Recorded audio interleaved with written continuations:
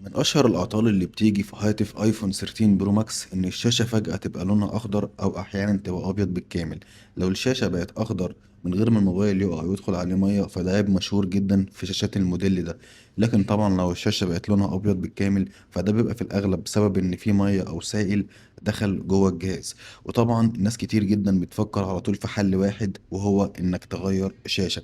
بس الحقيقة دايما إن مش لازم تغير الشاشة على طول. في حالات كتير بنقدر ان احنا نعالج الشاشة نفسها ونرجعها تشتغل طبيعي ونوفر عليك فرق سعر كبير جدا بين ان انت تصلح الشاشة او تغير الشاشة. المهم طبعا ان انت تروح لحد يبقى فاهم في الموضوع ده، وكمان تروح لحد يعرف يشخص الموبايل صح قبل ما ياخد قرار اللي هو يغير لك الشاشة. فانت لو موبايلك ظهر فيه العطل ده او العيب ده ممكن تشرفنا او تكتب لي في الكومنتات وانا هحاول اساعدك. وما تنساش قبل ما تفكر ان انت تغير الشاشة لازم تروح لحد يشخص الجهاز كويس علشان يحاول يعالج الشاشة قبل ما يغير لك الشاشة. انت اولى بفرق السعر الكبير ده كله.